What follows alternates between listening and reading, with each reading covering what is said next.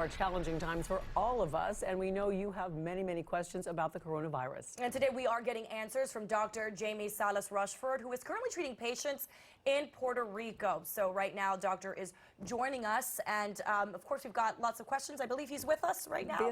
There he is. Okay. Hello, guys. Hey, and Doctor, we really want to start off because you're really on the front lines in Puerto Rico, and we really want to know how the response has been on the island. I believe at last check, there's been 39 confirmed cases of coronavirus. Actually, as of this morning, it was 51. Wow. But again, the testing has been very limited in the island. Obviously, we've gone through many challenges, hurricanes, earthquakes, and everything. So, you know, this is one more challenge for the little island here, trying to make it in the world. But we're hanging in there and doing our best. Well, and tell us a little bit about those challenges. You mentioned testing is limited. Are you beginning to get the resources that you need, the test kits, as well as the resources to protect yourself and others in the front line? Well, I've been actually in communication with New York colleagues of mine. I did train in New York City, and they're actually much worse in New York. I have friends who are nurses there that they tell me they have to recycle their face mask and recycle different things that they shouldn't be doing. Down here, at least, we have enough for the time being to be able to cope it.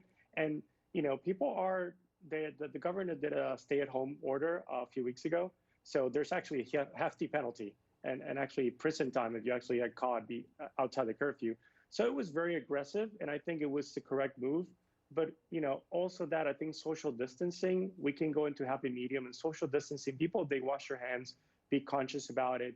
It's a very good way of trying to spread the contagion. There was an article in one of your newspapers that said that if you spread the disease in Florida among 18 months, you will have the capacity if 20% get infected to actually treat everybody. So the whole thing is how much people we have on staff and how much are getting infected and how we can balance both of it so there's enough doctors and nurses to treat the infected people. And Doctor, before we let you go, anything that has surprised you as you are treating these patients, ages or symptoms, anything that's been sort of surprising for you as you're getting these patients in? Yes. Thank you for saying that. Something that is very striking for me, although this is a flu, right? This is a flu, a viral strain flu. It's a very bad one. They can give you pneumonia and give you other things.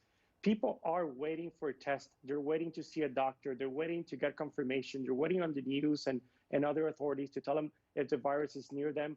The first thing that people are not doing is treating the symptoms as they get it. If you're elderly, you're 65, you're 60, and you get a fever, treat it right away. You know, you know how to treat a fever. You know how to hydrate.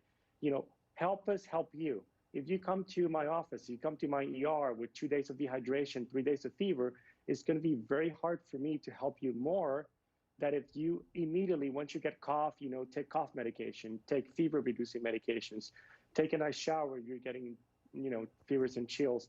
So the first thing is first aid. The first aid is treat the symptoms as you go along. There was a person that said, very importantly, that, you know, things that you normally treat at home, don't wait to see if you have the coronavirus or not. Just treat them at home right away. So that's the most striking thing. People are waiting to treat basic symptoms. Interesting. Okay, well, that's great advice for folks in Puerto Rico as well as right here in the States. Thank you so much for joining us, and good luck to you on the front lines, and thank you for your service. Best of luck over there and keep safe. Thank you.